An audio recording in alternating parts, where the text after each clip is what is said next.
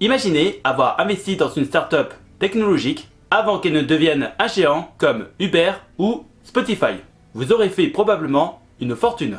Dans cette vidéo, je vais vous expliquer comment fonctionne l'investissement via le crowdfunding. Et nous allons répondre à certaines questions comme pourquoi le secteur de la technologie attire tant les startups, quels sont les avantages, quels sont les inconvénients et les stratégies pour maximiser vos chances de succès. Faisons un petit rappel de ce qu'est le crowdfunding.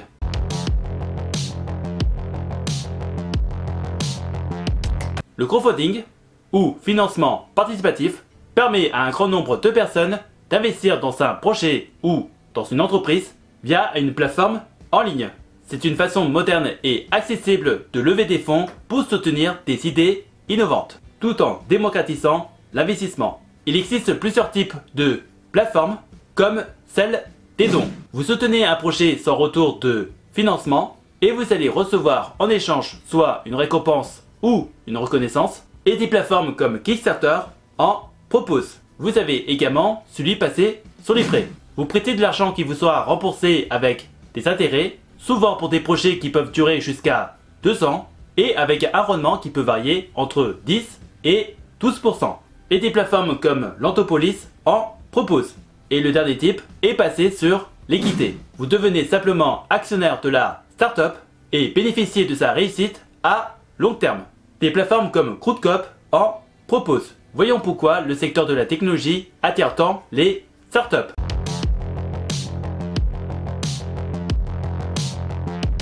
Les technologies jouent un rôle essentiel dans l'essor des startups, qui attirent l'attention des investisseurs via le crowdfunding, l'intelligence artificielle, la blockchain, les biotechnologies et la réalité augmentée figurent en tête de liste. Pour illustrer ces exemples, on va parler de certaines sociétés comme OpenAI.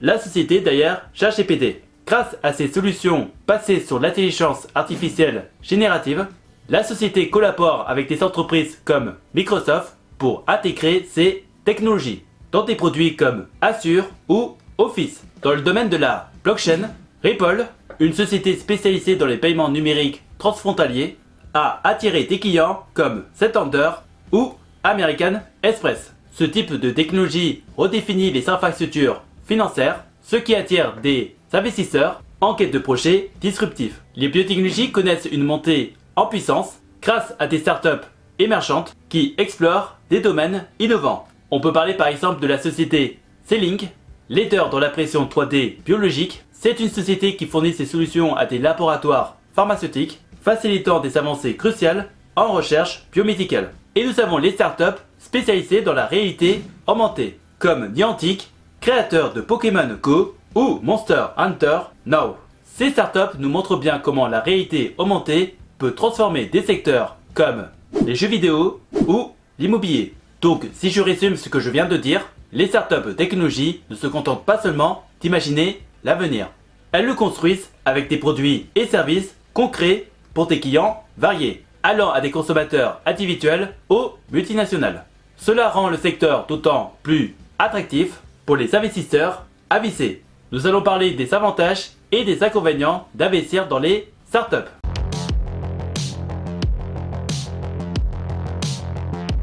Il existe plusieurs avantages dans ce genre d'investissement, comme celui de la croissance rapide et du potentiel de rendement élevé. Les startups technologie ont un potentiel de croissance exponentielle. Si on choisit la bonne entreprise au bon moment, l'impact financier peut être énorme, surtout dans des secteurs en pleine expansion comme l'intelligence artificielle. Des sociétés comme Uber ou Airbnb ont eu des valorisations de plusieurs milliards de dollars dès leurs premières années.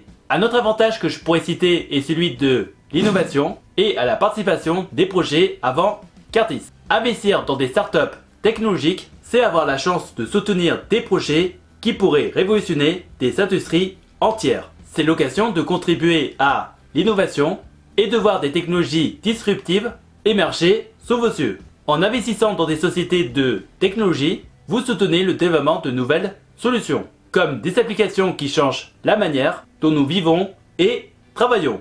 Bien entendu, il y a aussi des inconvénients, comme celui du risque élevé d'échec. Les startups de technologie sont souvent confrontées à des défis considérables, comme le manque de financement, la compétitivité accrue ou l'échec dans la mise en marché de leurs produits.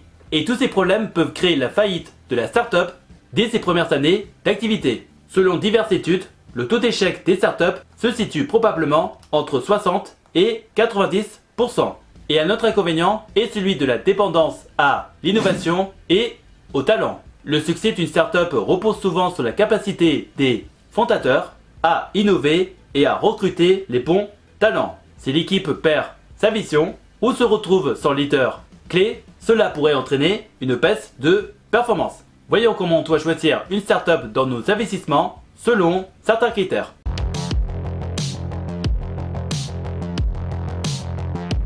Lorsqu'on investit dans une startup technologique, il est important de ne pas se laisser séduire par l'innovation ou le potentiel de croissance. Il y a donc plusieurs critères fondamentaux à examiner pour s'assurer que l'entreprise qu'on choisit est viable à long terme.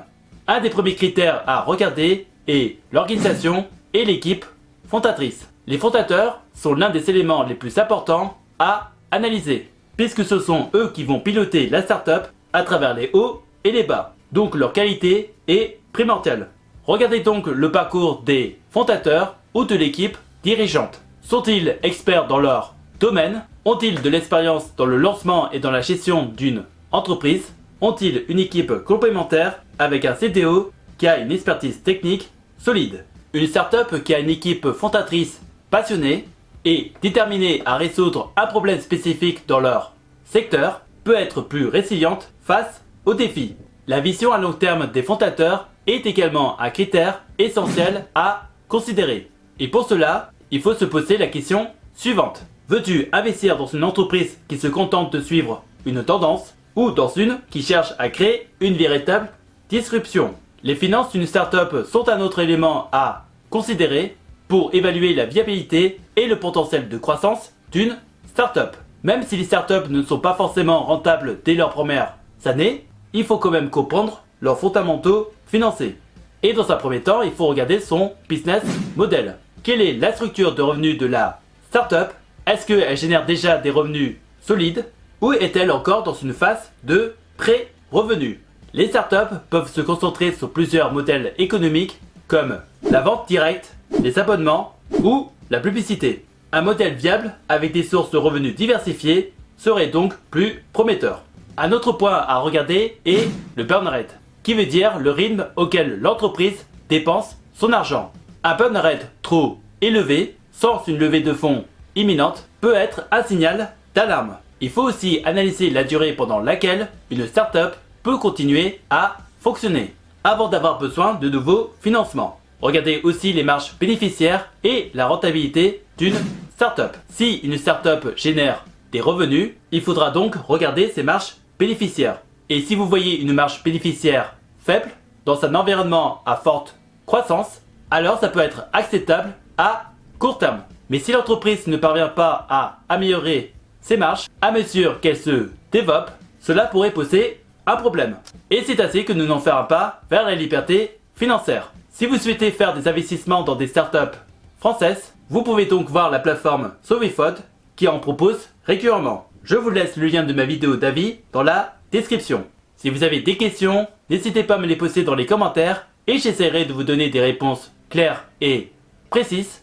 Et si par hasard tu cherches des solutions pour faire travailler ton argent ou générer un revenu passif, tu peux regarder dans la description de la vidéo des playlists de vidéos d'avis de plateformes d'investissement que j'utilise pour faire travailler mon argent, que ce soit dans la bourse, les prêts, l'immobilier ou les crypto-monnaies.